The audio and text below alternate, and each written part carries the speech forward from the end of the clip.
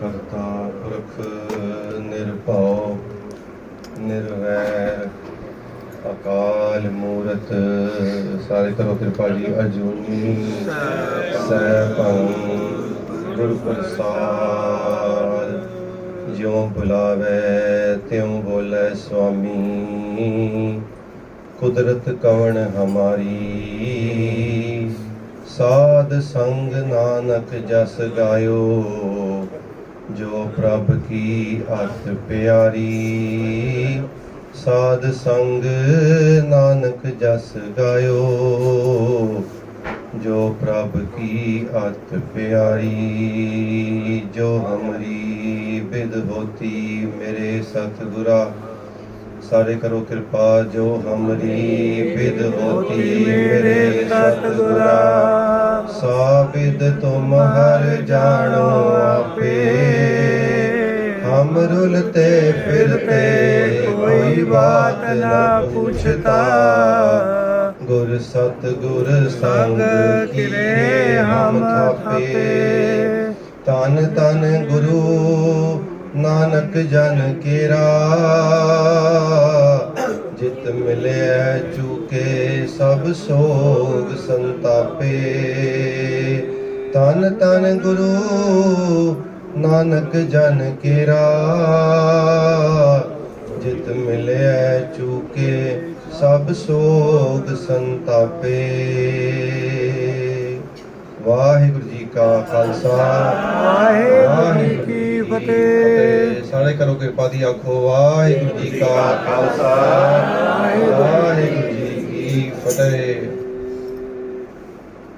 ਤੁਸੀਂ ਗੁਰਦੁਆਰੇ ਆਉਂਦੇ ਹੋ ਨਾ, ਗੁਰਦੁਆਰੇ ਜਾਂ ਘਰ ਲੰਗਰ ਛਕਦੇ ਹੋ, ਇੱਕ ਥਾਲ ਹੁੰਦਾ ਹੈ ਤੇ ਉਸ ਥਾਲ ਵਿੱਚ ਕੁਝ ਸਮਾਨ ਪਰੋਸਿਆ ਹੁੰਦਾ ਹੈ ਖਾਣ ਵਾਸਤੇ।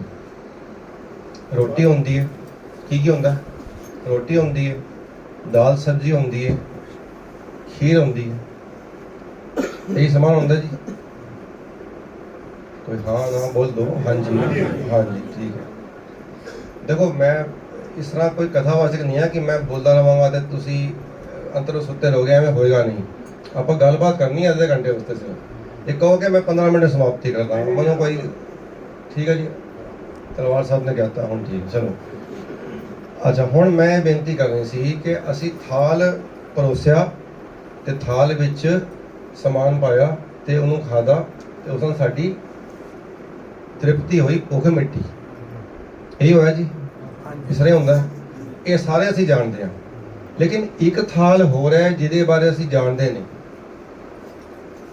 ਉਹ ਸਤਿਗੁਰ ਸਾਨੂੰ ਦੱਸਦੇ ਨੇ, ਥਾਲੇ ਵਿੱਚ ਤੈ ਵਸਤੂ ਪਈਓ। ਬੋਲੋਗੇ? ਥਾਲੇ ਵਿੱਚ ਤੈ ਵਸਤੂ ਪਈਓ। ਤੈ ਮਤਲਬ ਤਿੰਨ। ਥਾਲੇ ਵਿੱਚ ਤੈ ਵਸਤੂ ਪਈਓ ਹਰ ਭੋਜਨ ਅੰਮ੍ਰਿਤ ਸਾਰ। ਸਾਰੇ ਬੋਲ ਦੋ, ਜ਼ਬਾਨ ਰਸਨਾ ਪਵਿੱਤਰ ਹੋ ਜਾਏਗੀ। ਥਾਲੇ ਵਿੱਚ ਤੈ ਵਸਤੂ ਪਈਓ ਹਰ ਭੋਜਨ ਅੰਮ੍ਰਿਤ ਸਾਰ। ਜਿਤ ਖਾਦੈ ਮਨ ਤ੍ਰਿਪਤੀ ਹੈ। ਉਹ ਜਿਹੜਾ ਰੋਟੀ ਖੀਰ ਤੇ ਸਬਜ਼ੀ ਖਾਣੀ ਸੀ, ਉਹ ਖਾ ਕੇ ਕਿਹਦੀ ਤ੍ਰਿਪਤੀ ਹੁੰਦੀ ਹੈ? ਸਰੀਰ ਦੀ, ਤਨ ਦੀ। ਤੇ ਇਹ ਖਾ ਕੇ ਕਿਹਦੀ ਤ੍ਰਿਪਤੀ ਹੁੰਦੀ ਹੈ? ਮਨ ਦੀ। ਜਿੰਨੀ ਜ਼ਰੂਰੀ ਤ੍ਰਿਪਤੀ ਤਨ ਦੀ ਹੋਣਾ ਹੈ, ਉਤਨੀ ਹੀ ਜ਼ਰੂਰੀ ਤ੍ਰਿਪਤੀ ਮਨ ਦੀ ਹੋਣਾ ਵੀ ਹੈ।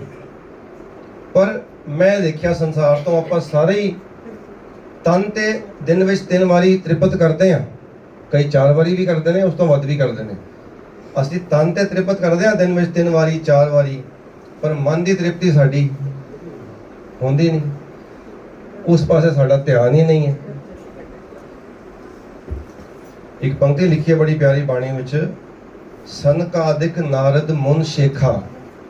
ਸਨਕਾਦਿਕ ਨਾਰਦ ਮੁਨ ਸ਼ੇਖਾ। ਪੜ੍ਹ ਦੋਗੇ?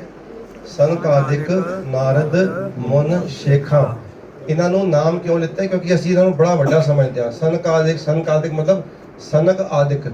ਸਨਕ ਦਾ ਮਤਲਬ ਇਹ ਬ੍ਰਹਮਾ ਦੇ ਪੁੱਤਰ ਹੋਏ ਨੇ 4, ਉਹਨਾਂ ਤੋਂ ਸਭ ਤੋਂ ਵੱਡਾ ਸਨਕ ਸੀਗਾ। ਤੇ ਉਹਨਾਂ ਨੇ ਕਿਹਾ ਜਿਹੜੇ ਬ੍ਰਹਮਾ ਦੇ ਪੁੱਤਰ ਹੋਏ, ਸਨਕਾਦਿਕ, ਨਾਰਦ, ਨਾਰਦ ਮੁਨੀ, ਮੁਨ, ਸ਼ੇਖਾਂ, ਵੱਡੇ ਵੱਡੇ ਸ਼ੇਖ ਮੁਸਲਮਾਨਾਂ ਵਿੱਚ ਜਿਹੜੇ ਹੁੰਦੇ ਨੇ। ਤਿੰਨ ਵੀ ਤਨ ਮੈਂ ਮਨ ਨਹੀਂ ਪੇਖਾਂ। ਉਹਨਾਂ ਨੇ ਵੀ ਤਨ ਨਹੀਂ ਦੇਖਿਆ, ਮਨ ਨਹੀਂ ਦੇਖਿਆ। ਉਹਨਾਂ ਨੇ ਵੀ ਤਨ ਦੀ ਤ੍ਰਿਪਤੀ ਕੀਤੀ, ਆਪਣੀ ਰੋਟੀ ਖੂਬ ਖਾਧੀ, लेकिन जिहड़ी मन की तृप्ति होनी सी वो नहीं हुई। मन तृप्त नहीं होया। ते मन तृप्त किवें होना सीगा? ते अच्छा जिहड़ी थाल दी असीं गल कर रहे हां, थाले विच तै वस्तु पईओ हर भोजन अमृत सार। सत संतोख विचारो दूसरी हैगी वो पंक्ति। हर भोजन अमृत सार जित खादे मन तृप्ति है। जित खादे मन तृप्ति है, जिदे खाण नाल मन की तृप्ति होंदी है। ते अगे लिखिया पाइए मोक्ष द्वार। मोक्ष द्वार मीन्स मोक्ष का द्वार मिलता है। मोक्ष मतलब मुक्ति। मुक्ति का तो केड़ी गल तो मुक्ति होनी सी? जिहड़े साडे विचार ने, विकार ने माड़े, जो साडियां माड़ियां भावनावां ने, अगर ये 5 मिनट वास्ते तुसी शांत होकर बह जाओ तो बहुत वधिया होएगा। एवें बनेगी नहीं गल। तलवार अंकल जी कह बेनती कर रहा, अगर पानी बाद चो पिलांगे 10 मिनट बाद। हाँ, सिर तक कपड़ा का वो पानी वाला आएगा नहीं तो कपड़े लोड़ नहीं पड़ेगी। हर थाले विच तै वस्तु पईओ हर भोजन अमृत सार। वो मैं तां मना किया, तुसीं गुस्सा ना करना मैं कि पानी पीण तों मना कर रहा सानूं। वो तां है कि बई विच दा कॉन्सनट्रेशन नहीं बनती। फिर थोड़ा इन्ना ध्यान सोना जुड़िया हुआ है। मैं समझ आ रहा है कि तुसीं सारे बहुत इंटरस्टिड हो सुनने विच गल नूं। तुहाडी जिहड़ी भुख देख के ना मैं तां उन्हां नूं बेनती कीती बई तुसीं जिहड़ी ये भुख है ये पूरी होण दो। इस वेले 15-20 मिनट की गल है, उस तो बाद फिर यही करना है। छकन छकाण ही आए आपां सारे। थाले विच तै वस्तु पईओ हर भोजन अमृत सार जित खादे मन तृप्ति है पाइए मोक्ष द्वार। एक गल नाल कहती, बड़ी प्यारी गल है। कहते ने ये भोजन अलभ है संतो। अलभ मतलब सौखा नहीं लभदा।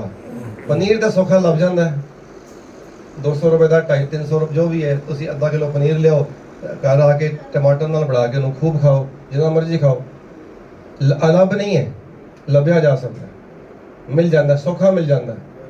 तो ये जिहड़ा भोजन है जिहदी असीं गल कर रहे हैं गुरबाणी विच, 7 थाल विच 3 हुण आ जाओ उत्थे। थाल विच 3 वस्तु पईओ। हुण स्पष्ट करता की वस्तुआं आईयां ने? 7 संतोख विचारो अमृत नाम ठाकुर का पयो जिसका समस्त आधारो। इत्थे भी कहता जे को खावे। अच्छा हुणी पढ़ रहे सी बलूवीर जी, तो सुनिया होनी पंक्ति होनी असीं पढ़ रहे सीगे। तेरा दिता खावणा तू दाता दातार तेरा दिता खावणा। ये किहड़े खाण की गल हो रही है? ये वो पनीर खाण की गल नहीं हो रही, ये इस भोजन की गल ही हो रही है जिहदी मैं गल कर रहा। ये 7 संतोख के विचार की गल हो रही है। देखो पहले वाली पंक्ति पढ़ो, बाद वाली पंक्ति पढ़ो, तुहानूं पता लग जाएगा भी सतगुरु जी की कहना चाह रहे हैं। तू दाता दातार, तू किहड़ी दात दे रहा है? तू ये 7 संतोख के विचार। अगे लिखा है ते जे को खावे जे को पुंचे। इत्थे भी खाण की गल हुई है। किहड़ी किहदी गल हो रही है? खाण की। 7 संतोख की गल हो रही है। अच्छा थाल की हैगा? ਜਿਹੜੇ थाल की ਅਸੀਂ ਗੱਲ कर रहे हैं, एक बार आखो सतनाम श्री। सारे आप दो सतनाम श्री। थाल की गल हो रही है। थाल की है? थाल है गुरु ग्रंथ साहब महाराज। क्या बात है। थाल है गुरु ग्रंथ साहब महाराज। गुरु ग्रंथ साहब विच सत भी है। कईयां ने व्याख्या की, कोई कहना हिरदे का थाल है, कोई कहना शरीर का थाल है। नहीं नहीं, गुरु ग्रंथ साहब थाल है जिहदे विच 7 संतोख ते विचार परोसी गई है।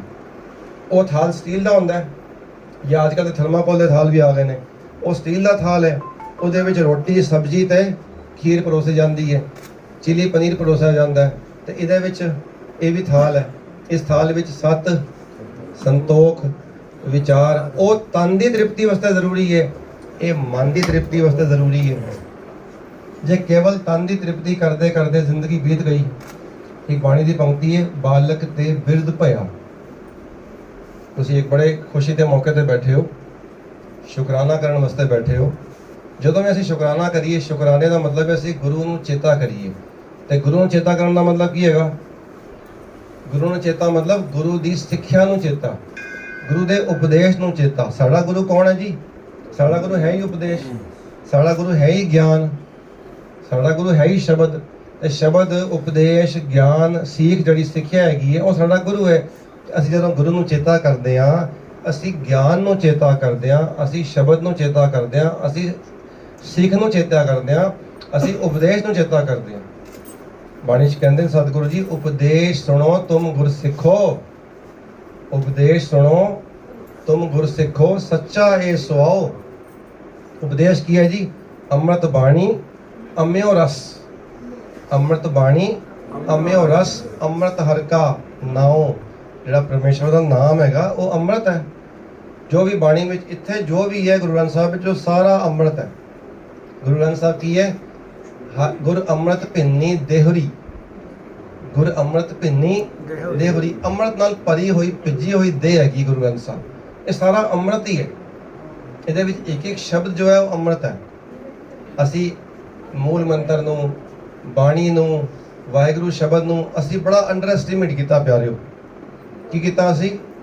ਬੜਾ ਅੰਡਰ ਐਸਟੀਮੇਟ ਸਮਝਦੇ ਹੋ? ਅਸੀਂ ਉਹਨੂੰ, ਹਾਂਜੀ, ਅੰਡਰ ਐਸਟੀਮੇਟ ਮਤਲਬ ਅਸੀਂ ਉਹਦੀ ਉਪਯੋਗਤਾ, ਉਹਦਾ ਮਹੱਤਵ ਸਮਝਿਆ ਨਹੀਂ, ਅਸੀਂ ਵੈਲਿਊ ਸਮਝੀ ਨਹੀਂ, ਅਸੀਂ ਵੈਲਿਊ ਦਿੱਤੀ ਨਹੀਂ, ਇੰਪੋਰਟੈਂਸ ਦਿੱਤੀ ਨਹੀਂ। ਐਵੇਂ ਹੀ ਕੋਈ ਵਾਹਿਗੁਰੂ ਵਾਹਿਗੁਰੂ ਕਰ ਰਿਹਾ, ਅਸੀਂ ਸੁੱਤੇ ਪਏ ਹਾਂ।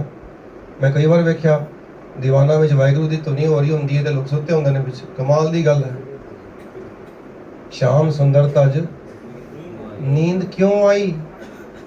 ਉਹ ਤੁਸੀਂ ਕਹਿੰਦੇ ਜੀ ਉਹ ਵਿਕਾਰਾਂ ਦੀ ਨੀਂਦ ਦੀ ਗੱਲ ਹੈ। ਅਰੇ ਪਹਿਲੇ ਸਰੀਰ ਜਾਗੇਗਾ ਤਾਂ ਹੀ ਤੇ ਵਿਕਾਰਾਂ ਦੀ ਗੱਲ ਚੱਲੇਗੀ। ਇੱਥੋਂ ਤੇ ਜਾਗੋ, ਪਹਿਲੇ ਸਰੀਰ ਸੁੱਤਾ ਪਿਆ। ਕੀਰਤਨ ਦਰਬਾਰਾਂ ਵਿੱਚ ਸੁੱਤੇ ਲੋਕੀ ਥੱਕੇ ਹੋਏ, ਜਦੋਂ ਮਾਇਆ ਕਮਾਉਣ ਦੀ ਗੱਲ ਹੁੰਦੀ ਹੈ ਤੇ ਫਟਾਫਟ ਅਟੈਂਟਿਵ ਹੋ ਕੇ ਬੈਠਦੇ ਨੇ। ਉੱਥੇ ਕੋਈ ਮੀਟਿੰਗ ਹੋਵੇ ਕਿਸੇ ਦੀ, ਸੋਚੋ ਜਿਹੜੇ ਲੋਕ ਨੌਕਰੀ ਕਰਦੇ ਨੇ ਤੇ ਆਨਲਾਈਨ ਮੀਟਿੰਗ ਹੁੰਦੀ ਹੈ ਤੇ ਕਿਵੇਂ ਬੈਠਦੇ ਹੋ ਮੀਟਿੰਗ ਵਿੱਚ। ਤੇ ਜਿੱਥੇ ਕਿਤੇ ਗੁਰਬਾਣੀ ਦੀ ਕਦੀ ਜ਼ੂਮ ਮੀਟਿੰਗ ਹੋਵੇ, ਸੁਖਮਨੀ ਸਾਹਿਬ ਦਾ ਪਾਠ ਆ ਰਿਹਾ ਹੋਵੇ ਜ਼ੂਮ ਮੀਟਿੰਗ ਦੇ ਉੱਤੇ, ਤਾਂ ਕਿਵੇਂ ਬੈਠਦੇ ਹਾਂ ਅਸੀਂ? ਤਾਂ ਅਸੀਂ ਢਿੱਲੇ ਹੁੰਦੇ, ਢਿੱਲੇ ਰਹਿ ਜਾਂਦੇ ਹਾਂ। ਗੁਰੂ ਕਿਰਪਾ ਕਰੇ। ਇੱਕ ਪੰਕਤੀ ਹੈ ਬਾਣੀ ਦੀ ਬੜੀ ਪਿਆਰੀ, ਇੱਕ ਵਾਰ ਆਖੋ ਸਤਨਾਮ ਸ਼੍ਰੀ ਵਾਹਿਗੁਰੂ। ਬਾਲਕ ਤੇ ਬਿਰਧ ਪਿਆ, ਬਾਲਕ ਤੇ ਬਿਰਧ ਪਿਆ, ਬੱਚੇ ਤੋਂ ਬੁੱਢਾ ਹੋ ਗਿਆ। ਅੱਗੇ ਲਿਖਿਆ ਹੋਣਾ ਸੋ ਹੋਇਆ, ਹੋਣਾ ਸੋ ਹੋਇਆ। ਜੋ ਜੋ ਹੋਣਾ ਸੀ ਸਭ ਹੋਇਆ। ਪਹਿਲੇ ਬਚਪਨ ਸੀ, ਬਚਪਨ ਵਿੱਚ ਪੜ੍ਹਾਈ ਕੀਤੀ, ਸਕੂਲੇ ਗਿਆ, ਫਿਰ ਕਾਲਜ ਗਿਆ, ਫਿਰ ਨੌਕਰੀਆਂ ਕੀਤੀਆਂ, ਬਿਜ਼ਨਸ ਕੀਤੇ, ਹੋਣਾ ਸੋ ਹੋਇਆ। ਫਿਰ ਵਿਆਹ ਹੋ ਗਿਆ, ਹੋਣਾ ਸੋ ਹੋਇਆ। ਬੱਚੇ ਹੋ ਗਏ, ਹੋਣਾ ਬੱਚਿਆਂ ਦੇ ਵਿਆਹ ਹੋ ਗਏ, ਹੋਣਾ ਹੁਣ ਬੱਚਿਆਂ ਦੀ ਨੌਕਰੀ ਲੱਗ ਜਾਣ, ਇਹ ਫਿਕਰ ਪੈ ਗਈ। ਬੱਚਿਆਂ ਦੇ ਬਿਜ਼ਨਸ ਸ਼ੁਰੂ ਹੋ ਜਾਣ, ਇਹ ਫਿਕਰ ਪੈ ਗਈ। ਹੋਣਾ ਇਹ ਹੋ ਗਿਆ। ਇਹ ਸਭ ਕੁਝ ਹੁੰਦਾ ਰਿਹਾ। ਇਹ ਕਿਸੇ ਦਾ ਕੰਮ ਰੁਕਿਆ? ਮੈਨੂੰ ਦੱਸੋ ਅੱਜ ਤੱਕ, ਹੱਥ ਖੜਾ ਕਰਕੇ ਦੱਸੋ ਜੀ ਮੇਰਾ ਇਹ ਕੰਮ ਹੋਇਆ ਨਹੀਂ ਕਿ ਰੁਕ ਗਿਆ। ਮੇਰਾ ਇਹ ਕੰਮ ਕਦੀ ਹੋਇਆ ਨਹੀਂ, ਦੱਸੋ ਜੀ ਕੋਈ ਹੈ ਐਸਾ? ਸਭ ਦੇ ਕੰਮ ਦੇਰ ਸਵੇਰ ਥੋੜਾ ਅੱਗੇ ਪਿੱਛੇ ਕਰਕੇ ਹੋ ਜਾਂਦੇ ਨੇ। ਅੱਛਾ ਇੱਕ ਗੱਲ ਹੋਰ ਤੁਹਾਨੂੰ ਬੇਨਤੀ ਕਰਾਂ, ਅਸੀਂ ਇੱਕ ਬੜੀ ਵੱਡੀ ਗਲਤ ਗੱਲ ਕਰਦੇ ਹਾਂ। ਅਸੀਂ ਕਹਿੰਦੇ ਹਾਂ ਕਿ ਪਰਮਾਤਮਾ ਦੇ ਘਰ ਵਿੱਚ ਦੇਰ ਹੈ, ਅੰਧੇਰ ਨਹੀਂ। ਇਹ ਠੀਕ ਹੈ ਜੀ?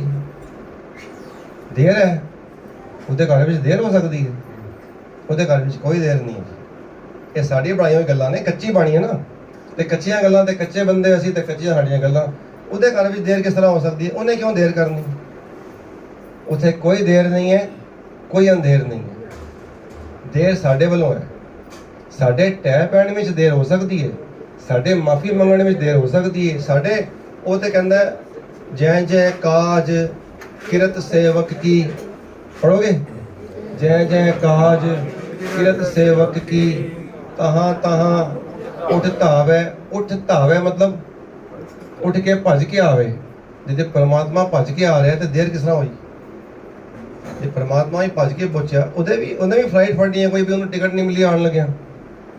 ਜੇ ਪਰਮਾਤਮਾ ਨੇ ਆਉਣਾ ਹੋਵੇ, ਗੁਰੂ ਨੇ ਤੁਹਾਡੇ ਘਰ ਆਉਣਾ ਹੋਵੇ, ਤੇ ਉਹਨੇ ਕੋਈ ਫਲਾਈਟ ਫੜਨੀ ਹੈ ਵੀ ਉਹਨੂੰ, ਜਾਂ ਸਸਤੀ ਟਿਕਟ ਲੱਭ ਰਿਹਾ ਹੋਏਗਾ ਉਹ ਵੀ, ਚਲੋ ਅਗਲੇ ਮਹੀਨੇ ਚਲੇ ਜਾਵਾਂਗੇ, ਟਿਕਟ ਸਸਤੀ ਮਿਲ ਰਹੀ ਅਗਲੇ ਮਹੀਨੇ। ਇਹ ਤੇ ਅਸੀਂ ਕਰਦੇ ਹਾਂ ਨਾ। ਉਹਨੂੰ ਕੋਈ ਫਲਾਈਟ ਦੀ ਲੋੜ ਨਹੀਂ ਹੈ, ਉਹਨੂੰ ਕੋਈ ਟ੍ਰੇਨ ਦੀ ਲੋੜ ਨਹੀਂ ਹੈ। ਉਹਨੇ ਤੇ ਤਹਾਂ ਉੱਠ ਧਾਵੇ, ਭੱਜ ਕੇ ਆ ਜਾਣਾ ਉਹਨੇ ਤੇ। ਸੇਵਕ ਕੋ ਨਿਕਟੀ ਹੋਏ ਦਿਖਾਵੇ, ਸੇਵਕ ਕੋ ਹੋਵੇ ਸੇਵਕ, ਹੋਵੇ ਸੇਵਕ, ਹੋਵੇ ਸੇਵਕ। ਸੇਵਕ ਕੋ ਨਿਕਟੀ ਹੋਏ ਦਿਖਾਵੇ, ਉਹਨੂੰ ਨਜ਼ਦੀਕ ਤੋਂ ਦਿਖਾਉਂਦਾ ਤੇ ਮੈਂ ਤੇਰੇ ਕਿੰਨੇ ਕੋਲ ਹਾਂ, ਤੂੰ ਡਰਦਾ ਕਿਉਂ ਹੈ? ਤੂੰ ਕਿਉਂ ਡਰਦਾ? ਮੈਂ ਤੇਰੇ ਕੋਲ ਬੈਠਾ, ਹਰ ਵੇਲੇ ਤੇਰੇ ਕੋਲ ਹਾਂ, ਹਰ ਵੇਲੇ ਤੇਰੇ ਅੰਗ ਸੰਗ ਹਾਂ, ਹਰ ਵੇਲੇ ਤੇਰੇ ਲਾਗੇ ਹਾਂ। ਲੇਕਿਨ ਜਦੋਂ ਅਸੀਂ ਪਾਪ ਕਰਨ ਲੱਗਦੇ ਹਾਂ ਤੇ ਫਿਰ ਉਹ ਪਰਮਾਤਮਾ ਪਤਾ ਨਹੀਂ ਕਿੱਥੇ ਜਾਂਦਾ, ਫਿਰ ਲਾਗੇ ਨਹੀਂ ਹੁੰਦਾ। ਜਦੋਂ ਸਾਨੂੰ ਲੋੜ ਪੈਂਦੀ ਹੈ ਤੇ ਪਰਮਾਤਮਾ ਲਾਗੇ ਆ ਸਾਡੇ। ਜਦੋਂ ਅਸੀਂ ਮਾੜੇ ਕੰਮ ਕਰਦੇ ਹਾਂ, ਪੁੱਠੇ ਕੰਮ ਕਰਦੇ ਹਾਂ, ਤਾਂ परमात्मा दूर हो जाता साढ़े तो। ते जे हर वेले परमात्मा नू, एक बड़ी प्यारी होर पंक्ति मन याद आई, एक बार आखो सतनाम श्री। ਅਸੀਂ ਆਮ ਤੌਰ ਤੇ ਗੱਲ ਕਰਦੇ ਹਾਂ ਵੀ ਸਾਨੂੰ ਗੁਣ ਅਪਣਾਉਣੇ ਚਾਹੀਦੇ ਨੇ, ਸਾਨੂੰ ਗੁਣਵਾਨ ਹੋਣਾ ਚਾਹੀਦਾ ਹੈ, ਕਿਉਂਕਿ ਪਰਮਾਤਮਾ ਵੀ ਗੁਣਵਾਨ ਹੈ। ਤੇ ਜੇ ਅਸੀਂ ਪਰਮਾਤਮਾ ਨਾਲ ਇੱਕ ਮਿੱਤਰਤਾ ਬਣਾਉਣੀ ਹੈ, ਇੱਕ ਸੁਰਤਾ ਬਣਾਉਣੀ ਹੈ, ਤੇ ਸਾਨੂੰ ਵੀ ਗੁਣਵਾਨ ਬਣਨਾ ਚਾਹੀਦਾ ਹੈ। ਹੁਣ ਗੁਣਵਾਨ ਕਿਸ ਤਰ੍ਹਾਂ ਹੋਵਾਂਗੇ? ਗੁਣਵਾਨ ਵਿੱਚ ਇੱਕ ਸਭ ਤੋਂ ਗੁਣ ਦੱਸਿਆ ਗੁਰੂ ਸਾਹਿਬ ਨੇ ਬਾਣੀ ਵਿੱਚ, ਕਹਿੰਦੇ ਨੇ ਸਗਲ ਗੁਣਾ ਗੁਣ ਉਤਮੋ। ਸਗਲ ਗੁਣਾ गुण उत्तमो, पढ़ोगे सारे पढ़ो। सगल गुणा गुण उत्तमो, सारे गुणा चों उत्तम गुण है की जी? परता दूर ना पिखरी। परता मतलब परमात्मा पति, दूर ना पिखरी, उन्होंने दूर ना देख, उन्होंने हर वेले नेड़े देख। ये सारे गुणा चों उत्तम गुण किस तरह हो गया जी? सारे गुणा चों उत्तम गुण किस तरह हो गया? जदों उन्होंने हर वेले नेड़े देखांगे ਤੇ ਅਸੀਂ ਕੋਈ ਮਾੜਾ ਕੰਮ ਕਰਾਂਗੇ ਹੀ ਨਹੀਂ, ਆਪਣੇ ਆਪ ਸਾਰੇ ਗੁਣ ਆ ਜਾਣਗੇ। ਜਦੋਂ ਹਰ ਵੇਲੇ ਅਸੀਂ ਉਹਨੂੰ ਦੂਰ ਵੇਖਾਂਗੇ ਹੀ ਨਹੀਂ, ਨੇੜੇ ਦੇਖਾਂਗੇ ਵੀ ਹਮੇਸ਼ਾ ਪਰਮਾਤਮਾ ਸਾਡੇ ਕੋਲ ਹੈ। ਸਗਲ ਗੁਣਾ ਗੁਣ ਉਤਮੋ, ਭਰਤਾ ਦੂਰ ਨਾ ਪਿਖਰੀ। ਸੰਤਾਂ ਕੀ ਹੋਈ ਦਾਸਰੀ, ਇਹ ਅਚਾਰਾ ਸਿਖਰੀ।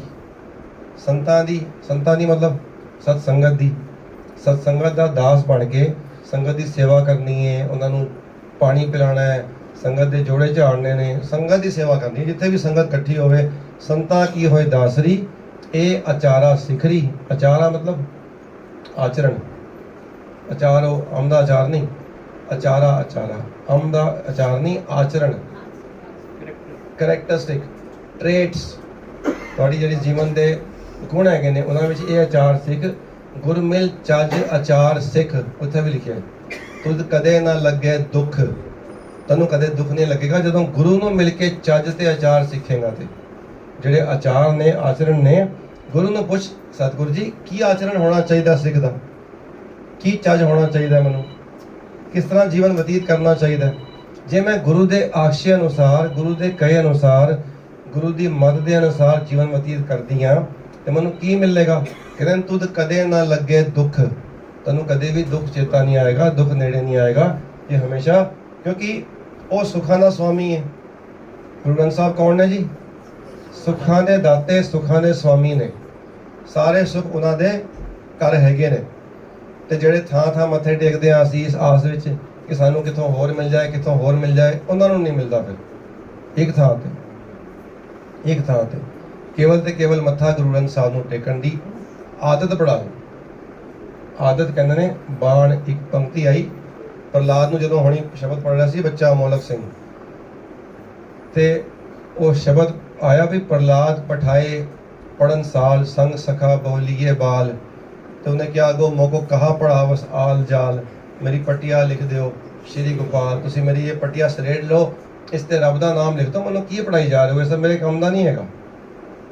ਤੇ ਉੱਥੇ ਇੱਕ ਪੰਕਤੀ ਹੈਗੀ ਹੈ, ਉਹਨੇ ਲਿਖਿਆ ਤੂੰ, ਉਹਨੇ ਕਿਹਾ ਹਰਨਾਕਸ਼ ਨੇ ਅੱਗੋਂ, ਤੂੰ ਰਾਮ ਕਹਿਣ ਕੀ ਛੋੜ ਬਾਣ।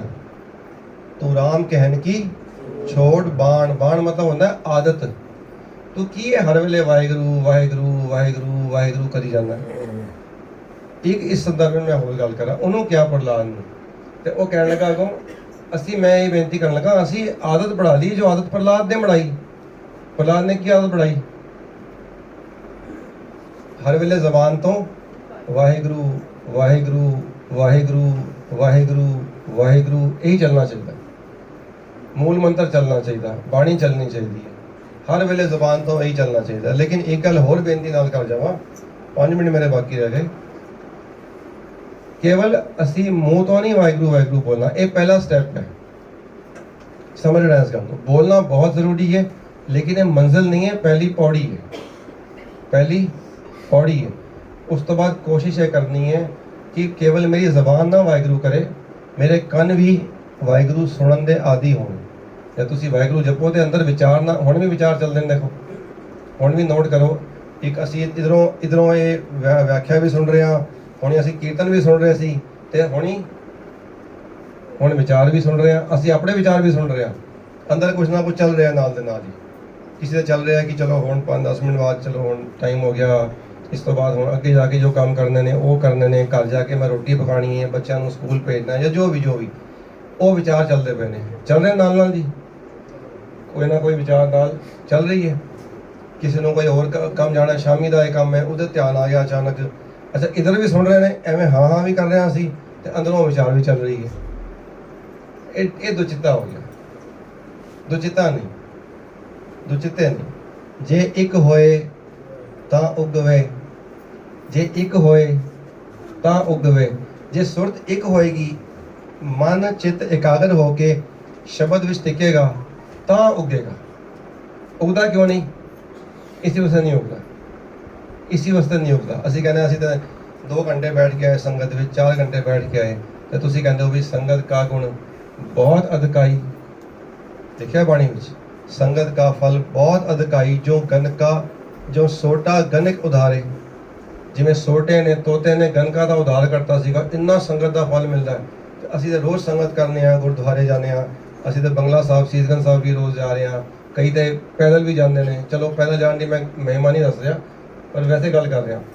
ਤੇ ਅਸੀਂ ਅਕਸਰ ਜਾਂਦੇ ਹਾਂ ਗੁਰਦੁਆਰੇ ਸਾਹਿਬਾਨਾਂ, ਜਦੋਂ ਜਾ ਕੇ ਬੈਠਦੇ ਵੀ ਹਾਂ ਚੌਕੜੇ ਮਾਰ ਕੇ, ਪਰ ਦੁਚਿੱਤਾਪਨ ਹੈ, ਦੁਚਿੱਤਾਪਨ ਦੋ ਪਾਸੇ ਜਾਂਦਾ। ਮਨ ਕਦੀ, ਇसी ਨੂੰ ਕਿਹਾ ਸਤਿਗੁਰੂ ਜੀ ਨੇ, ਇसी ਨੂੰ ਕਿਹਾ ਅੰਧਲਾ ਨੀਚ ਜਾਤ ਪਰਦੇਸੀ। ਅੰਧਲਾ ਕਿਹਨੂੰ ਕਿਹਾ? ਅੰਧਲਾ ਮਨ ਨੂੰ। ਕਿਹਨੂੰ ਕਿਹਾ? ਇੱਕ ਵਾਰ ਸਾਰੇ ਬੋਲ ਦੋ, ਪਤਾ ਲੱਗ ਜਾਏ ਸਾਨੂੰ। ਮਨ ਨੂੰ ਕਿਹਾ ਅੰਧਲਾ, ਫਿਰ ਕਿਹਾ ਨੀਚ, ਫਿਰ ਕਿਹਾ ਜਾਤ ਪਰਦੇਸੀ, ਪਰਦੇਸਾਂ ਨੂੰ ਜਾਂਦਾ ਹੈ।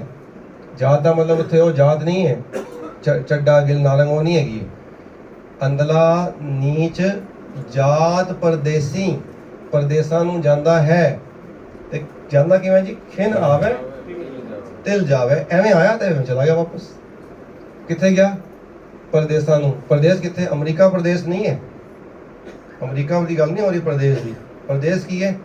ਜਦੋਂ ਗੁਰਬਾਣੀ ਚੋਂ, ਜਦੋਂ ਸ਼ਬਦ ਚੋਂ ਬਾਹਰ ਨਿਕਲਿਆ, ਸਮਝੋ ਪ੍ਰਦੇਸ਼ ਨੂੰ ਗਿਆ। ਜਦੋਂ ਵਿਚਾਰ ਚੋਂ ਬਾਹਰ ਨਿਕਲਿਆ, ਸਮਝੋ ਪ੍ਰਦੇਸ਼ ਨੂੰ ਗਿਆ। ਜਦੋਂ ਆਪਣੇ ਬਾਰੇ ਸੋਚਣ ਤੋਂ ਇਲਾਵਾ, ਆਪਣੇ ਬਾਰੇ ਮਤਲਬ ਆਪਣੇ, ਮੈਂ ਕੌਣ ਆ, ਆਪਾਂ ਸਾਰੇ ਕੌਣ ਆ?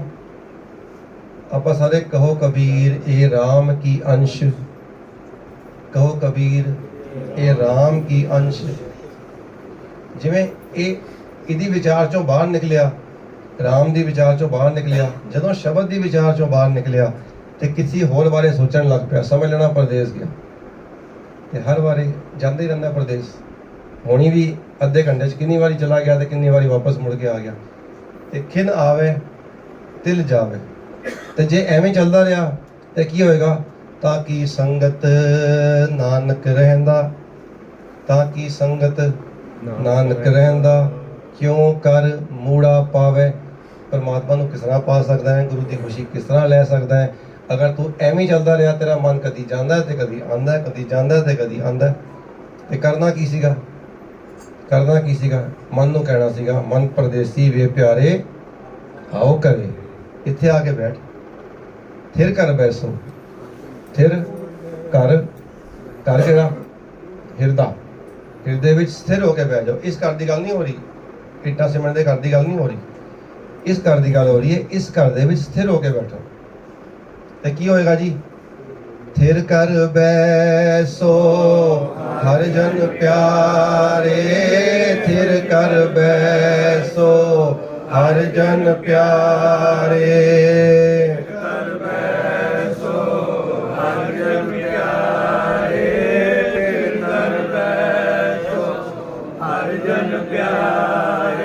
सतगुर तुमरे काज सवारे, सतगुर तुमरे काज सवारे, सतगुर तुमरे काज सवारे, सतगुर तुमरे काज सवारे। फिर कर बैसो हर जन प्यारे, फिर कर बैसो हर जन प्यारे, कर बैसो हर जन प्यारे, फिर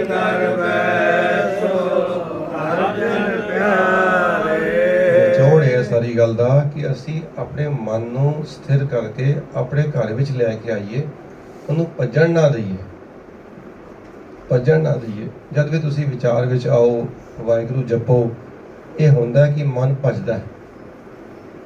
ਮਨ ਨੂੰ ਰੋਕੋ। ਮਨ ਲੋਚੇ ਬੁਰਾਈਆਂ, ਮਨ ਲੋਚੇ ਬੁਰਾਈਆਂ, ਬੁਰਾਈਆਂ ਮਤਲਬ ਗੁਰੂ ਨੂੰ ਛੋੜ ਕੇ ਜੋ ਵੀ ਹੈ ਉਹ ਬੁਰਾਈ ਹੈ। ਬੁਰਾਈ ਦਾ ਮਤਲਬ ਉਹ ਨਹੀਂ ਕਹਿ ਰਿਹਾ ਮੈਂ ਕਿ ਤੁਸੀਂ ਬੜੇ ਬੁਰੇ ਬੰਦੇ ਹੋ ਜਾਂ ਮੈਂ ਬੜਾ ਬੁਰਾ, ਉਹ ਮਤਲਬ ਨਹੀਂ ਹੋ ਰਿਹਾ। ਮੈਂ ਤੇ ਹਾਂ ਹੀ ਖੈਰ, ਲੇਕਿਨ ਮਤਲਬ ਇਹ ਹੋ ਰਿਹਾ ਕਿ ਤੁਸੀਂ ਕਿਸੇ ਹੋਰ ਦੇ ਬਾਰੇ ਸੋਚਣ ਲੱਗ ਪਏ। ਹੁਣ ਅਸੀਂ ਇੱਥੇ ਹੀ ਬੈਠੇ ਹਾਂ, ਮੰਨ ਲਓ ਹੁਣ ਅਸੀਂ ਇੱਥੇ ਬੈਠੇ ਹਾਂ ਗੁਰੂ ਦੀ ਸ਼ਰਣੀ ਵਿੱਚ। ਇਹ ਇਸ ਤੋਂ ਵਧੀਆ ਜਗ੍ਹਾ ਸੰਸਾਰ ਵਿੱਚ ਨਹੀਂ ਹੈ ਜਿੱਥੇ ਤੁਸੀਂ ਗੁਰੂ ਗ੍ਰੰਥ ਸਾਹਿਬ ਦਾ ਪ੍ਰਕਾਸ਼ ਹੋਵੇ, ਮਹਾਰਾਜ ਦੇ ਸਿੰਘ ਜਿਹੜੇ ਨੇ ਉਹ ਸ਼ੋਭਾਇਮਾਨ ਹੋ ਤਾਬਿਆਂ ਤੇ, ਸਾਰੀ ਸੰਗਤ ਇੱਥੇ ਬੈਠੀ ਹੋਵੇ, ਇੱਥੇ ਤੁਹਾਨੂੰ ਸ਼ਬਦ ਦੀ ਵਿਚਾਰ ਹੋ ਰਹੀ ਹੈ, ਕੀਰਤਨ ਹੋ ਰਿਹਾ ਹੈ। ਇਸ ਤੋਂ ਉੱਤੇ ਕੋਈ ਥਾਂ ਨਹੀਂ ਹੈ ਸੰਸਾਰ ਦੇ ਵਿੱਚ। ਜਿੱਥੇ ਵੀ ਇਹ ਹੁੰਦਾ ਹੋਵੇ, ਇਹਨੂੰ ਕਿਹਾ ਤਾਂ ਵੈਕੁੰਠ ਜਾਂ ਕੀਰਤਨ ਤੇਰਾ। ਲੇਕਿਨ ਉਸ ਜਗ੍ਹਾ ਤੇ ਬੈਠ ਕੇ ਵੀ ਹੁਣ ਕੋਈ ਆਂਦਾ ਹੈ, ਅਸੀਂ ਉਹਦੇ ਕੱਪੜਿਆਂ ਵੱਲ ਦੇਖਦੇ ਹਾਂ। ਜਿਉਂ ਅਸੀਂ ਕੱਪੜਿਆਂ ਵੱਲ ਦੇਖਿਆ, ਸਾਡੇ ਵਿਚਾਰ ਚੱਲੀ, ਅੱਛਾ ਇਹ ਸੂਟ ਤੇ ਮੇਰੇ ਕੋਲ ਵੀ ਹੈਗਾ ਇਸ ਤਰ੍ਹਾਂ ਦਾ ਕਰ, ਅੱਛਾ ਇਹ ਐਵੇਂ ਮੈਂ ਪਾ ਸਕਦੀ ਹਾਂ, ਇਹਨੂੰ ਚੱਲਦੀਆਂ ਨਾ ਇਹ ਗੱਲਾਂ, ਕੁਛ ਨਾ ਕੁਛ ਕੋਈ ਵਿਚਾਰ ਆਉਂਦੀ ਹੈ ਸੂਟਾਂ ਬਾਰੇ, ਕੋਈ ਹੋਰ ਆ ਜਾਂਦੀ ਹੈ, ਅੱਛਾ ਇਹਦੇ ਨਾਲ ਇਹ ਵਾਲੀ ਗੋਟੇ ਦੀ ਕਢਾਈ ਹੋ ਸਕਦੀ ਸੀ, ਮੈਂ ਨਹੀਂ ਕਰਾਈ, ਮੈਂ ਹੁਣ ਜਾ ਕੇ ਕਰਾਉਂਦੀ ਹਾਂ। ਉਹ ਇੱਦਾਂ ਦੀਆਂ, ਕੋਈ ਰੋਟੀ ਖਾਧੀ ਤੇ ਕੋਈ ਇਹ ਸਵਾਦ ਨਹੀਂ ਬਣਿਆ, ਉਹ ਸਵਾਦ ਬਣਿਆ। ਸਾਰਾ ਸਾਡਾ ਜਿਹੜਾ ਜ਼ੋਰ ਹੈਗਾ ਨਾ ਉਹ ਤਨ ਦੇ ਉੱਤੇ ਲੱਗਾ, ਤਨ ਦੇ ਉੱਤੇ। ਤੇ ਤਨ ਦੀ ਤ੍ਰਿਪਤੀ ਤੇ ਹੋ ਗਈ, ਹੋਣਾ ਸੋ ਹੋਇਆ, ਤਨ ਦੀ ਤ੍ਰਿਪਤੀ ਤੇ ਹੋ ਗਈ। ਜਿਹੜੀ ਮਨ ਦੀ ਤ੍ਰਿਪਤੀ ਹੋਣੀ ਸੀ, ਜਿਸ ਕਰਕੇ ਆਪਾਂ ਸੰਸਾਰ ਤੇ ਆਏ ਸਾਂ, ਉਹ ਮਨ ਦੀ ਤ੍ਰਿਪਤੀ ਰਹਿ ਗਈ। ਤੇ ਸਰੀਰ ਸਾਡਾ ਇੱਕ ਦਿਨ ਐਸਾ ਹੋਏਗਾ, ਇਹਨੂੰ ਚੁੱਕ ਕੇ ਲੱਕੜਾਂ ਉੱਤੇ ਪਾ ਦਿੱਤਾ ਜਾਏਗਾ ਤੇ ਸਰੀਰ ਦੀ ਯਾਤਰਾ ਤੇ ਪੂਰੀ ਹੋਏਗੀ, ਲੇਕਿਨ ਜਿਹੜੀ ਮਨ ਦੀ ਯਾਤਰਾ ਸੀ ਉਹ ਅਧੂਰੀ ਸੀ ਤੇ ਅਧੂਰੀ ਰਹਿ ਜਾਏਗੀ। ਅੱਜ ਅਸੀਂ ਸੋਚੀਏ ਕਿ ਅਜੇ ਤੇ ਸਾਡੀ ਉਮਰ ਨਹੀਂ ਹੈ, ਕੋਈ ਕਿਸੇ ਨੂੰ 20 ਸਾਲ ਦਾ 25 ਸਾਲ ਦਾ ਹੋਵੇ, ਉਹਨੂੰ ਕਹਿ ਦੋ ਅੰਮ੍ਰਿਤ ਛਕ ਲੈ, ਉਹ ਕਹਿੰਦਾ ਅਜੇ ਤੇ ਮੇਰੇ, ਦੱਸ ਦੋ ਕੀ ਕਹਿੰਦੇ ਨੇ, ਅਜੇ ਤੇ ਮੇਰੇ ਖਾਣ ਪੀਣ ਦੇ ਦਿਨ ਨੇ, ਹੱਸਣ ਖੇਡਣ ਦੇ। ਤੁਹਾਨੂੰ ਅੰਮ੍ਰਿਤ ਛਕਣ ਤੋਂ ਬਾਅਦ ਹੱਸਣ ਖੇਡਣ ਤੋਂ ਮਨਾ ਕੀਤਾ ਕਿਸੇ ਨੇ? ਤੁਹਾਨੂੰ ਕਿਸੇ ਨੇ ਕਿਹਾ ਵੀ ਹੱਸਣਾ ਛੋੜ ਦਿਓ ਅੰਮ੍ਰਿਤ ਛਕਣ ਤੋਂ ਬਾਅਦ? ਬਲਕਿ ਹਾਸਾ ਹੋਰ ਵੱਧ ਜਾਂਦਾ। ਸਤਿਗੁਰੂ ਨੇ ਕਿਹਾ ਇੱਕ ਐਸਾ ਹਾਸਾ ਤੈਨੂੰ ਬਖਸ਼ ਦਾਂਗਾ, ਨਾਨਕ ਭਗਤਾਂ ਸਦਾ ਵਿਗਾਸ। ਕੀ ਮਤਲਬ ਇਹਦਾ? ਵਿਗਾਸ ਮਤਲਬ ਖੇੜਾ, ਖੁਸ਼ੀ, ਆਨੰਦ। ਭਗਤਾਂ ਨੂੰ ਹਮੇਸ਼ਾ ਹੀ ਖੁਸ਼ੀ ਚੜੀ ਰਹਿੰਦੀ, ਉਹ ਹੋਰ ਹੀ ਖੁਸ਼ੀ ਹੈ। ਅਸੀਂ ਤੇ ਖੁਸ਼ ਹੁੰਦੇ ਹਾਂ ਨਾ, ਕੋਈ ਗੱਲ ਹੋਵੇ ਤਾਂ ਅਸੀਂ ਖੁਸ਼ ਹੁੰਦੇ ਹਾਂ। ਕੋਈ ਮੋਟਰਸਾਈਕਲ ਲੈ ਆਤੀ ਤੇ ਖੁਸ਼ ਹੋ ਗਏ, ਤੇ ਮੋਟਰਸਾਈਕਲ ਐਕਸੀਡੈਂਟ ਹੋ ਗਿਆ ਤੇ ਰੋ ਹੀ ਪਏ, ਐਵੇਂ ਹੁੰਦਾ ਨਾ। ਫਿਰ ਕੁਝ ਆ ਗਿਆ ਤੇ खुश हो गए, जब कुछ पावे तो गर्व करत है, माया गई तब रोवन लगत है। कुछ आंदा है, जे किसी दे आन ते खुश होवांगे ते जान ते उदास भी होना पेगा, रोना पेगा। लेकिन सतगुर कहंदे ने एक ऐसी खुशी जिसका कोई कारण नहीं होएगा, 24 घंटे तुसी खुश रहोगे। पार्क के जाके जबरदस्ती हा हा हा नहीं करना पेगा, वो तुसी खुश ही रहोगे हमेशा। नानक भगतां सदा विगास। क्यों? क्योंकि उन्होंने भगतां ने गुरबाणी सुन ली ते सुनिया दुख पाप का नाश, दुखां दा ते पापां दा। पापा मतलब माड़े विचार, माड़ी जो सोचां हैगियां साडियां, जो साडे विचार हैगे, जो साडे अंदर विकार हैगे, उन्हां दा सुनन करके नाश हो गया। ਉਹ जब सुनन करके, बाणी सुनन करके, विचार सुनन करके, शब्द गुरु का शब्द सुनन करके नाश हो गया। नानक भगता सदा विगास। हमेशा विगास मतलब एक बार दसो, सबको पता लग जाए। विगास मतलब खेड़ा, खुशी। सारे बोल दो एक बार, विगास मतलब खेड़ा, खुशी। वो हमेशा ही रहता खेड़ा जिन्होंने गल नूं गुरु दी नूं सुन लिया। नानक भगता सदा विगास, सुने दुख पाप का नाश। इन्नियां बेनतियां प्रवान करनियां। एक बस मैं वो जी गल रिपीट जरूर करांगा एक बारी, आपां सारे मिल के इस गल नूं चेता रखिए। सब ने पढ़ना है। थाले विच तय वस्तु पईओ, पढ़ो। थाले विच तय वस्तु पईओ, हर भोजन अमृत सार। जित खादे मन तृप्ति है, जित खादे मन तृप्ति है, पाइए मोख द्वार। नाल कहता ए भोजन अलग है संतो, ए भोजन अलग है संतो, लभे गुर विचार। ਗੁਰ ਵਿਚਾਰ ਗੁਰੂ ਦੀ ਵਿਚਾਰ ਵਿੱਚੋਂ, ਗੁਰੂ ਦੀ ਅਸੀਸ ਚੋਂ, ਗੁਰੂ ਦੇ ਸ਼ਬਦ ਚੋਂ ਇਹ ਸਾਨੂੰ ਭੋਜਨ ਦੀ ਪ੍ਰਾਪਤੀ ਹੋਣੀ ਹੈ, ਲੱਭਣਾ ਹੈਗਾ। ਸਾਨੂੰ ਪਤਾ ਹੋਵੇ ਕਿ ਇਹ ਭੋਜਨ ਕੀ ਹੈ, ਅਸੀਂ ਸਮਗਰ ਰੂਪ ਨਾਲ ਨਾਮ ਜਪਣ ਦੇ ਕਾਬਿਲ ਹੋਈਏ। ਸਾਡੀ ਸਾਰੀ ਸ਼ਕਤੀ, ਜਿਹਨੂੰ ਕਬੀਰ ਸਾਹਿਬ ਨੇ ਕਿਹਾ ਸੀਗਾ, ਤਨ ਨਾ ਬੁੰਦਨਾ ਸਭ ਤਜਿਓ ਹੈ ਕਬੀਰ, ਹਰ ਕਾ ਨਾਮ ਲਿਖ ਲਿਓ ਸ਼ਰੀਰ। ਮੈਂ ਆਪਣੇ ਪੂਰੇ ਸਰੀਰ ਤੇ ਰੱਬ ਦਾ ਨਾਮ ਲਿਖ ਲਿਆ, ਪਰਮਾਤਮਾ ਦਾ ਨਾਮ ਲਿਖ ਲਿਆ। ਉਹਦਾ ਮਤਲਬ ਇਹ ਨਹੀਂ ਕਿ ਕੁਝ ਲੈ ਕੇ ਉਹਨਾਂ ਨੇ ਵਾਹਿਗੁਰੂ ਵਾਹਿਗੁਰੂ ਸਰੀਰ ਤੇ ਲਿਖਣਾ ਸੀਗਾ। ਉਹਨਾਂ ਨੇ ਕੇਵਲ ਜ਼ਬਾਨ ਨਾਲ ਨਹੀਂ ਜਪਿਆ, ਜ਼ਬਾਨ ਤੇ ਜਪਦੀ ਰਹੀ, ਉਹਨਾਂ ਦੀ ਅੱਖਾਂ ਨੇ ਵੀ ਨਾਮ ਜਪਿਆ, ਉਹਨਾਂ ਦੀ ਅੱਖਾਂ ਨੇ ਵੀ ਨਾਮ ਜਪਿਆ, ਉਹਨਾਂ ਦੇ ਕੰਨਾਂ ਨੇ ਵੀ ਨਾਮ ਜਪਿਆ, ਉਹਨਾਂ ਦੇ ਟੰਗਾਂ ਪੈਰਾਂ ਨੇ ਵੀ ਨਾਮ ਜਪਿਆ, ਉਹਨਾਂ ਦੇ ਹੱਥਾਂ ਨੇ ਵੀ ਨਾਮ ਜਪਿਆ।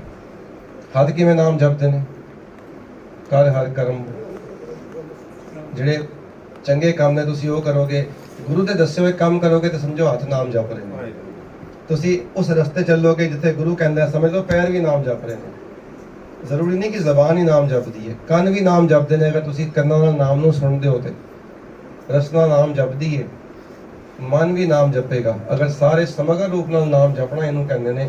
ਇਹ ਨਹੀਂ ਕਿ ਮੈਂ ਜ਼ਬਾਨ ਤੋਂ ਤੇ ਵਾਹਿਗੁਰੂ ਵਾਹਿਗੁਰੂ ਕਰੀ ਜਾਵਾਂ ਤੇ ਅੱਖਾਂ ਮੇਰੀਆਂ ਕਿਤੇ ਹੋਰ ਹੋਣ, ਕੰਨ ਮੇਰੇ ਕਿਤੇ ਹੋਰ ਹੋਣ, ਜ਼ਬਾਨ ਮੇਰੀ ਕੁਝ ਹੋਰ ਕਹਿ ਰਹੀ ਹੈ, ਚਰਨ ਮੇਰੇ ਕੁਝ ਹੋਰ ਕਹਿ ਰਹੇ ਨੇ।